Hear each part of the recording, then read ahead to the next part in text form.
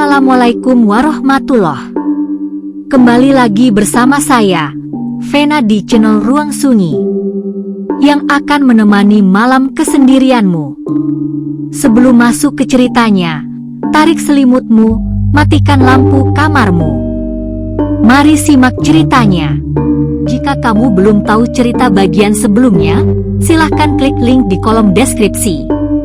Jika sudah, mari simak cerita selanjutnya. Salah satu pohon beringin di pertigaan gang membuat Yono sempat menurunkan gas. Entah kenapa, di bawah cahaya motor yang menyapu batang pohon, ia merasa seperti ada sosok yang berdiri diam di balik semak. Tapi begitu didekati, hanya bayangan dan ranting tua. Yono menghela napas, berusaha tidak terbawa pikiran.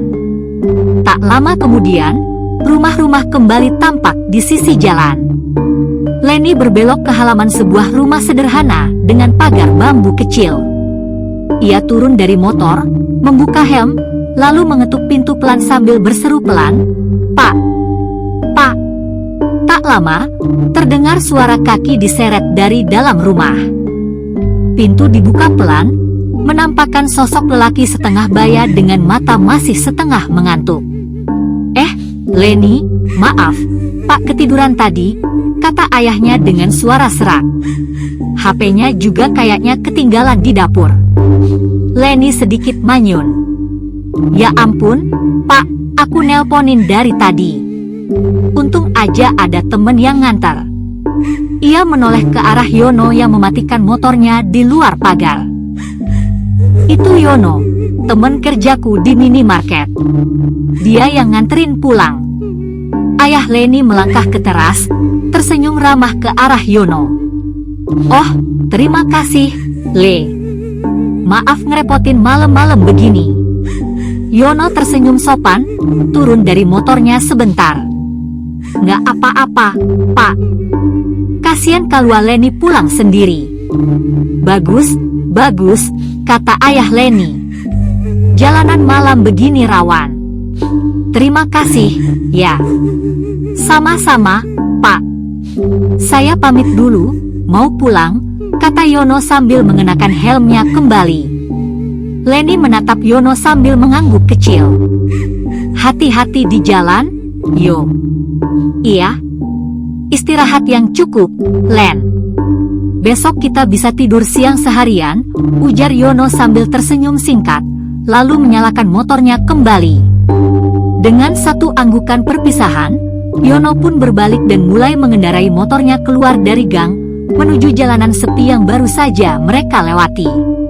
Motor Yono melaju perlahan di jalan kampung yang kembali sepi. Rumah-rumah yang tadi sempat dilewati kini berada di belakangnya. Di depannya hanya kegelapan yang sesekali diterangi oleh sorotan lampu motornya. Angin malam menerpa wajahnya, membawa aroma tanah lembab dan daun kering. Yono berusaha tetap fokus. Namun, dalam keheningan itu, pikirannya kembali pada pemuda bertato yang muncul di minimarket, lalu cerita polisi, dan akhirnya, sosok anak kecil yang katanya ingin main bola di kebun. Ia bergidik, merasa seperti ada sesuatu yang belum selesai malam ini. Saat mulai memasuki area persawahan, motor Yono melambat. Jalanan menurun dan menyempit, diapit oleh ladang yang membentang ke arah gelap. Di kejauhan, suara jangkrik terdengar bersahut-sahutan. Namun, ada sesuatu yang aneh, seolah ada lapisan keheningan yang menyelimuti suasana. Di sisi kanan, pohon besar yang tadi mereka lewati kembali muncul di hadapan. Pohon beringin tua, dengan batang hitam menghitam dan akar-akar yang menjuntai ke tanah seperti tangan raksasa. Yono memperlambat motornya lagi, sorot lampunya menyapu dasar pohon. Brak! Suara ranting patah terdengar dari arah semak di bawah pohon. Yono spontan menoleh ke arah suara. Tidak ada apa-apa. Namun saat sorot lampunya bergerak sedikit ke kiri, terlihat bayangan. Seseorang berdiri diam. Yono mengerem. Jantungnya berdetak cepat. Sosok itu tidak bergerak, hanya berdiri. Rambutnya panjang, tubuhnya kurus, dan wajahnya tidak terlihat jelas karena tertunduk. Seketika, Yono merasa udara di sekitarnya menjadi dingin dan berat. Ia tidak berani bersuara. Matanya tetap terpaku pada sosok itu. Lalu tiba-tiba, sosok itu melangkah 1 kali ke depan. Yono langsung tancap gas, tidak peduli lagi siapa atau apa yang ia lihat. Motornya melaju kencang, melewati jalanan berlubang dan menikung tajam. Angin terasa seperti mendorongnya ke belakang, namun ia tidak berhenti. Di kaca spion, ia menolak untuk melihat. Sampai akhirnya ia keluar dari area sawah dan kembali ke jalan utama. Lampu jalan mulai muncul satu-satu dan suasana perlahan terasa lebih normal. Yono baru berani menghela napas.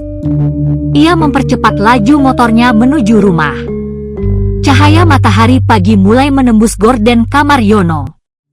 Alarm di ponselnya sudah berbunyi sejak 15 menit lalu, tapi tubuhnya masih terasa berat. Malam tadi benar-benar membuatnya susah tidur. Bayangan sosok di bawah pohon beringin terus menghantui pikirannya, bahkan saat memejamkan mata. Yono akhirnya membuka ponsel. Puluhan notifikasi menumpuk, namun satu pesan WhatsApp paling atas menarik perhatiannya, dari Leni. Leni, "Yo, tadi malam sampai rumah aman, kan? Aku dari pagi ngerasa nggak enak badan, sekarang demam. Kayaknya kecapean." Yono langsung terduduk di kasurnya, merasa cemas. Ia membalas cepat. "Yono, aman kok, Len. Wah, cepat sembuh ya. Nanti siang aku main ke rumah kamu, sekalian bawain makanan." Pesan dibaca, tapi belum dibalas. Mungkin Leni sedang tidur lagi, pikir Yono. Ia beranjak dari tempat tidur, mandi dan sarapan seadanya. Wajahnya masih terlihat pucat di cermin, entah karena begadang atau karena ingatan yang belum juga hilang dari pikirannya. Saat sedang mengenakan jaket dan bersiap berangkat menjenguk, ia menatap kembali layar ponsel dan sempat berpikir, apakah benar Leni hanya kecapean? Pagi mulai merambat ke siang. Langit sedikit mendung, udara terasa lembab seperti akan hujan. Motor Yono berhenti di depan rumah Leni, rumah yang semalam ia datangi, tapi kali ini terasa berbeda. Lebih sunyi, lebih dingin. Yono mematikan mesin motornya, menurunkan helm, lalu berjalan ke pintu depan dan mengetuk pelan. Tok tok tok. "Assalamualaikum." "Punten," kata Yono. Tak lama, pintu dibuka oleh seorang wanita paruh baya dengan kerudung sederhana dan tatapan ramah. "Waalaikumsalam. Mas Yono, ya?" tanyanya lembut. "Iya, Bu. Saya temennya Leni, kerja bareng di Betamar," jawab Yono sambil tersenyum sopan. Iya, ayo masuk." "Leni di dalam, tadi tiduran aja terus. Katanya demam," ujar sang ibu, mempersilahkan Yono masuk. Yono menanggalkan sepatunya dan masuk ke ruang tamu.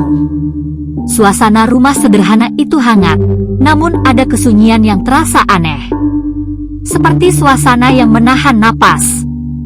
"Saya Ibu Sumarni, ibunya Leni," jawabnya sambil tersenyum. "Maaf rumah berantakan, ya?" "Punten, Bu.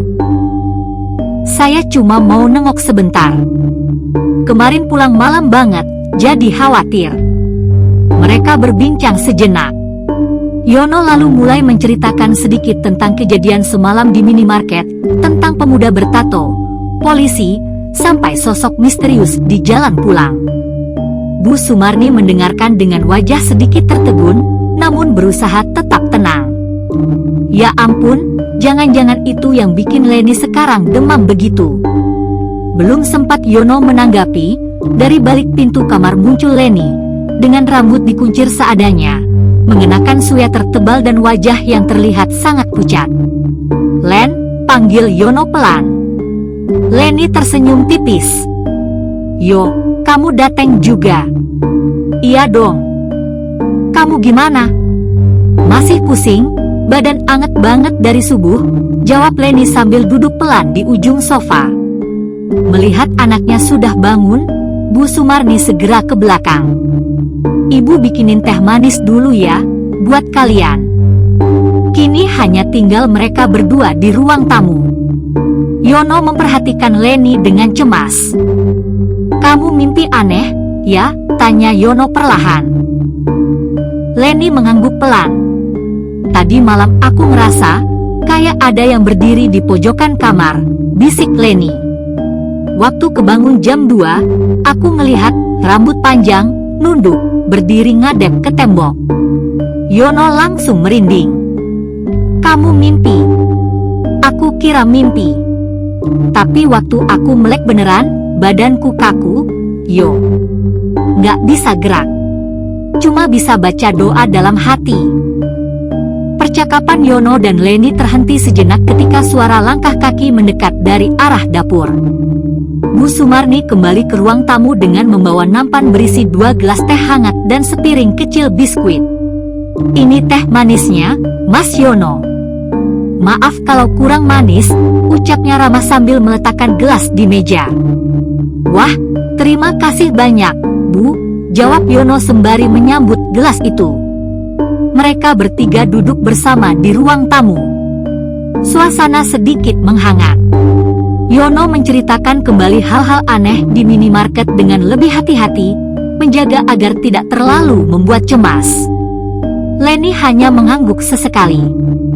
Wajahnya masih pucat, namun kini matanya lebih hidup, ada rasa tenang dengan kehadiran Yono. Tapi, yo, ucap Bu Sumarni, ibu juga semalam itu kayak ngerasa aneh loh. Kamar Leni kok hawanya beda, berat.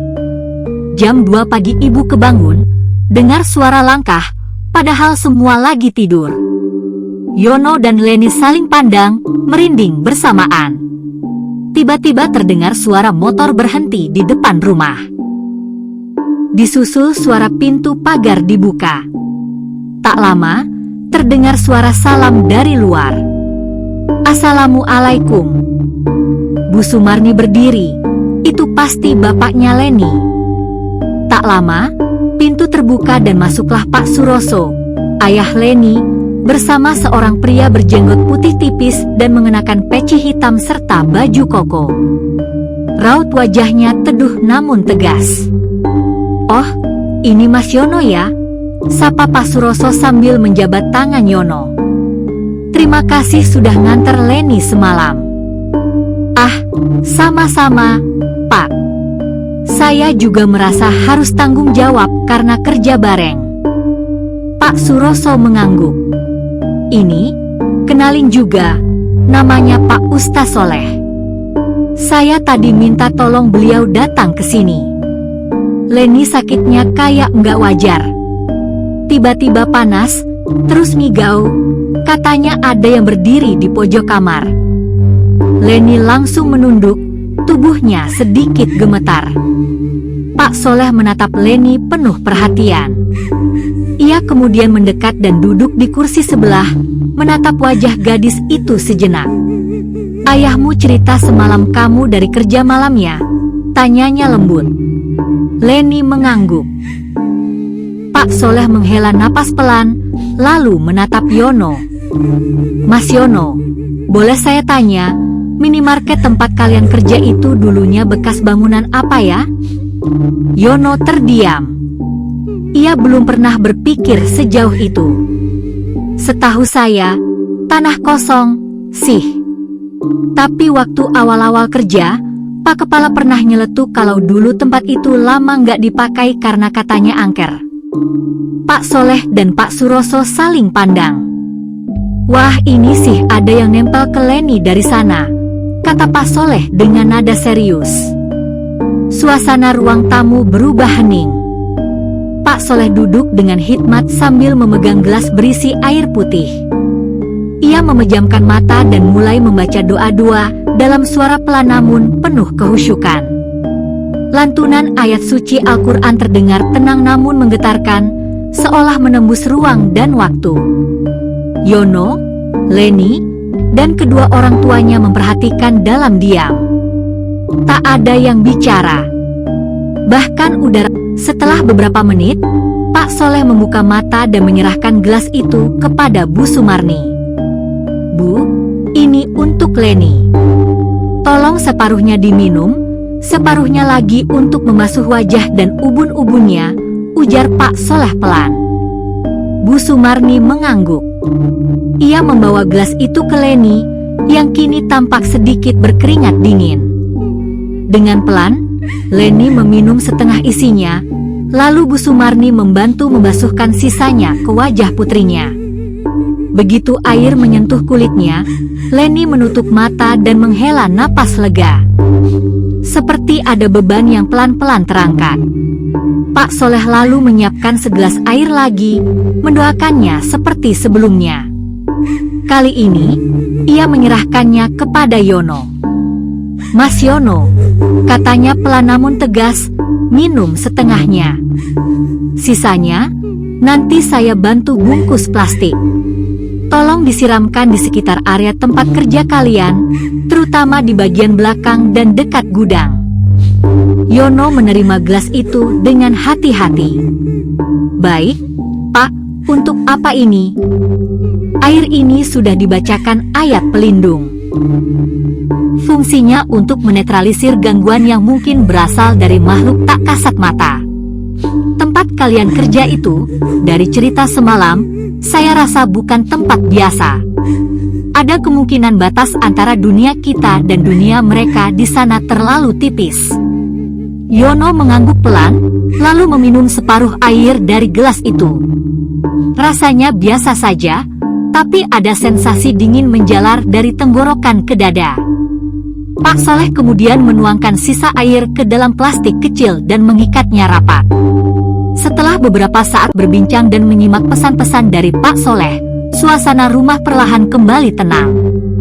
Leni tampak lebih baik, meski wajahnya masih sedikit pucat. Ia duduk bersandar di sofa, sementara ibunya menemaninya dengan segelas teh hangat di tangan. Yono melirik jam di dinding. Sudah hampir mendekati waktu asyar. Ia menghela napas pelan, lalu bangkit dari duduknya. "Bu, Pak, Leni, saya pamit dulu, ya," ucap Yono sambil merapikan jaketnya. "Iya, Mas. Hati-hati di jalan," sahut Bu Sumarni ramah. "Terima kasih sudah nyempetin nengok," kata Pak Suroso sambil menjabat tangan Yono erat. "Dan jangan lupa, amanah dari Pak Ustaz tadi." Yono mengangguk serius sambil memegang plastik kecil berisi air doa yang dimasukkan ke dalam tas selempangnya. "Insya Allah, Pak. Besok saya siram sesuai pesan Pak Ustaz." Leni yang masih duduk, menatap Yono dengan mata sayu namun lembut. "Yo, makasih, ya." Yono tersenyum. "Cepat sembuh. Istirahat aja, jangan mikir aneh-aneh dulu." Ia berjalan keluar rumah dan kembali ke motornya yang terparkir di halaman. Langit mulai mengabu, tanda sore akan segera berganti malam. Angin berhembus dingin, membawa aroma tanah lembab.